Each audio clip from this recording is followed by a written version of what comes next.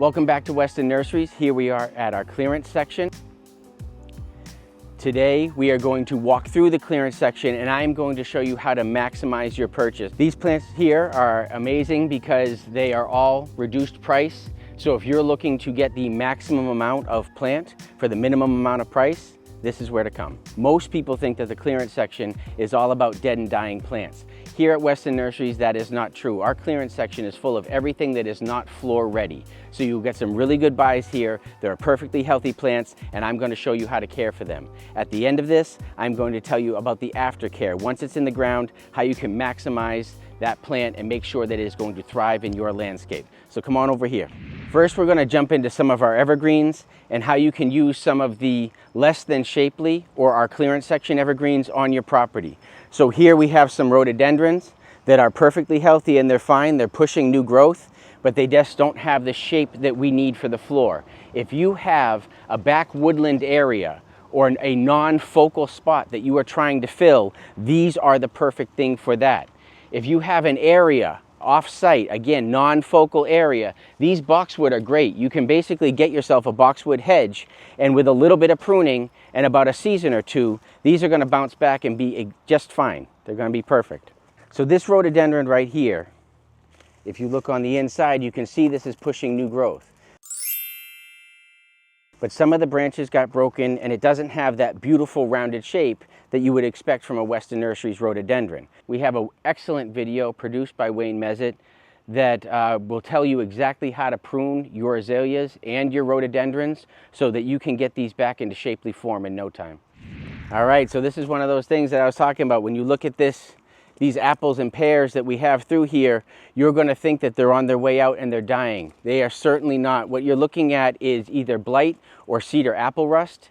In many cases, you're looking at cedar apple rust, and if that is the case, that is simply because we have junipers and apples on the same property at the same time, and they share a fungus, neither of which necessarily kills the plant, but it makes the plant unsightly. So these are perfectly good fruit trees at an extremely discounted price. So if you're looking to add a food forest or have an orchard on your property, this is where to come. What you are going to want to do is once these leaves fall off in the winter, you're going to want to make sure to remove all of those leaves so none of that fungus overwinters in the soil, and then you eliminate that problem for next year. But right now you can have a 7-foot, 8-foot tree for a really low price.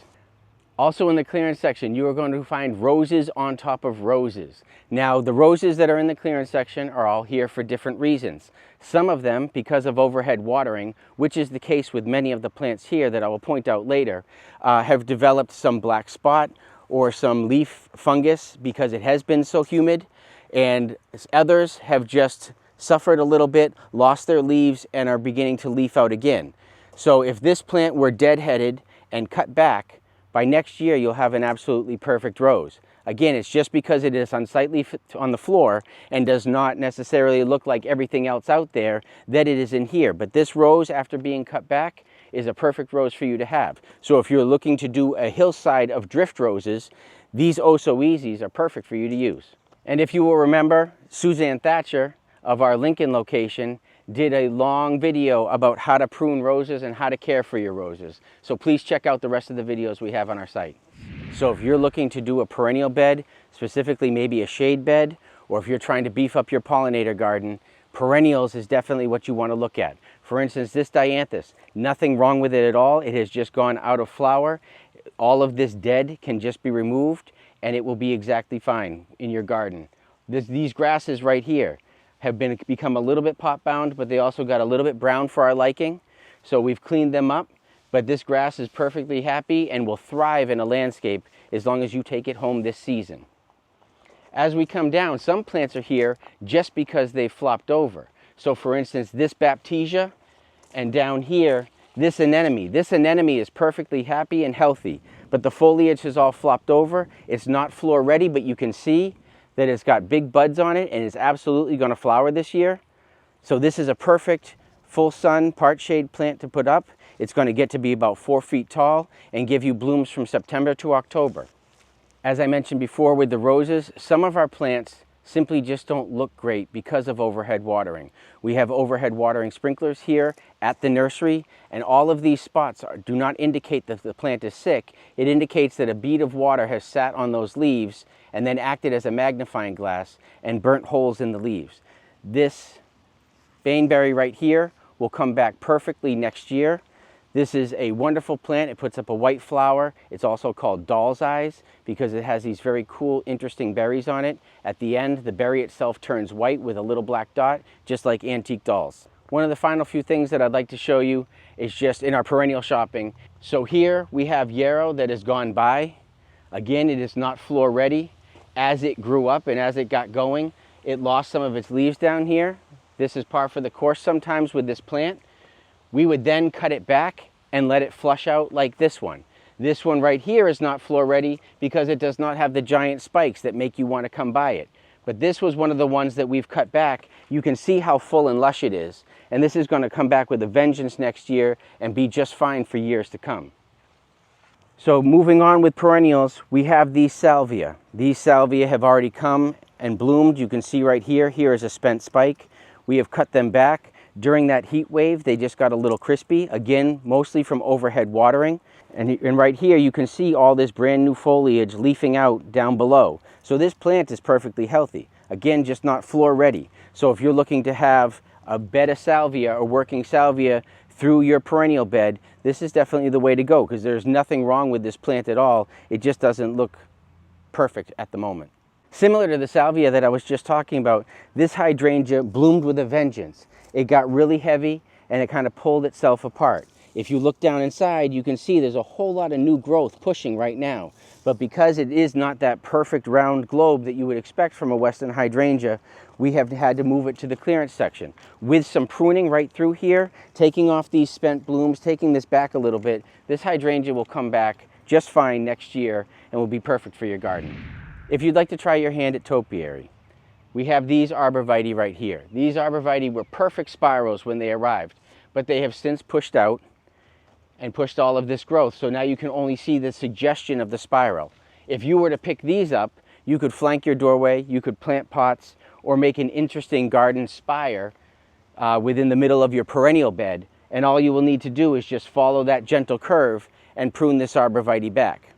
It's only because we are so busy here at Weston Nurseries that we cannot have people spend their entire day snipping and pruning. This isn't Disneyland. So this Sambuca canadensis, which is a wonderful native shrub, is in this section right now because it has a broken leader. The leader is one of the main stalks coming up from the base, and so this has broken off or has been snipped off. Now Sambuca pushes out into a wonderful bush, so if you just prune this leader back right to the first leaf set, you'll be fine. Sambuca is known for its healing properties.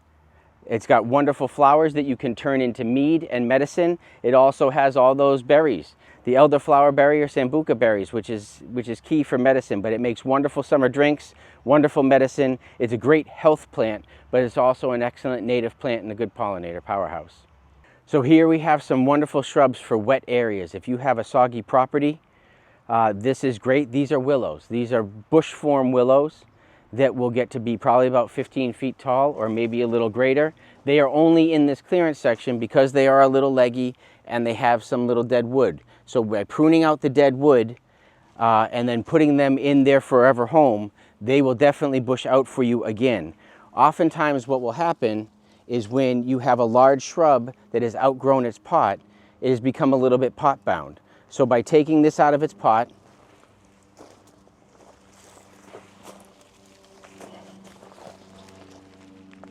let me see if I can take it out of its pot. There we go. There we go. By taking it out of its pot, you can see that the plant and the roots are totally healthy, but it's formed this root mass here.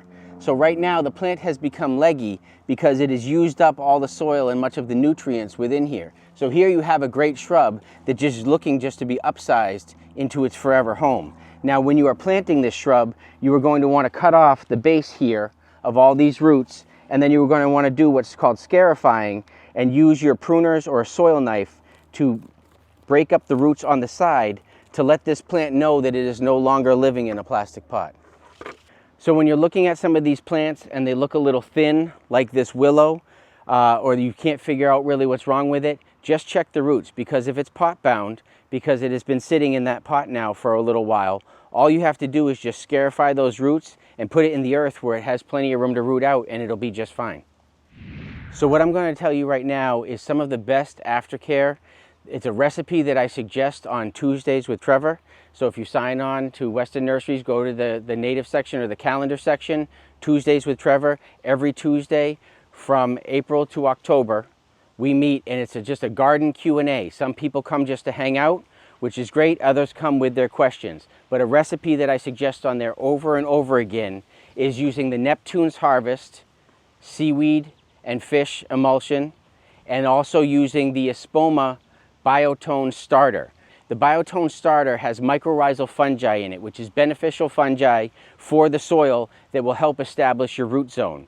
The Neptunes Harvest in itself is like a multivitamin, and I suggest using it at a half dose. We are not trying to fertilize these plants because they are not the happiest at the moment. So you don't want to energize a plant that is not happy. You want to give it basically the plant version of chicken soup and nurse it back to health. So here we have a hydrangea that is, again, here because it is misshapen. And here we have these quince that are just not fully leafed out and fully bushy like we would want them to be. The quince can be pruned, as we talked about before, to bush it out. But what you're going to want to do is take a 1/4 cup of the Neptunes Harvest and a 1/4 cup of the Biotone Starter. Mix both of those in a 5-gallon bucket. Fill that 5-gallon bucket with water, and you're going to want to give your shrubs of these sizes 3 gallons every other week for about a month, and then once a week, essentially until the end of the season. And that way these plants will have the exact micronutrients they need to become healthy and robust. They will have the fungi that they need to create healthy root systems and to create a healthy soil environment so that they will thrive. So again, we do not ever want to fertilize sick plants, but by providing a multivitamin for these plants, they will come back and do just fine, because they will have all the nutrients they need to be big and healthy in your landscape. So both links, both for Tuesday with Trevor and for the recipe, will be in the description. Just follow the directions as far as the recipe is concerned, and I look forward to seeing you on Tuesday. So just remember, not everything in the clearance section is sick, dead, and dying. Some of it just needs a little bit of love. Some of the perennials just need to be cut back. Some of it just needs a little bit of pruning. Like with the fruit trees and with the roses, once those leaves fall off, make sure you take away those leaves. Just in case there was a fungal disease, you want to make sure that that doesn't overwinter in the soil, but those are perfectly healthy plants. Pull out the roots, check to see if the reason that the plant is struggling is because it's pot bound. That is a real easy fix. Some of the evergreens that we talked about may not be perfect for your foundation or your entryway, but for a back wood line or a part sun corner that you have that isn't frequently traveled, they are perfect, because oftentimes they're just flat on the back side or just need a little bit of corrective pruning, of which we have plenty of videos. You can find all of those videos on our YouTube channel. You can also check them out on Instagram and on Facebook. We are all there. Make sure you come to Tuesdays with Trevor and sign up for the newsletter. Thank you so much. I'm Trevor Smith.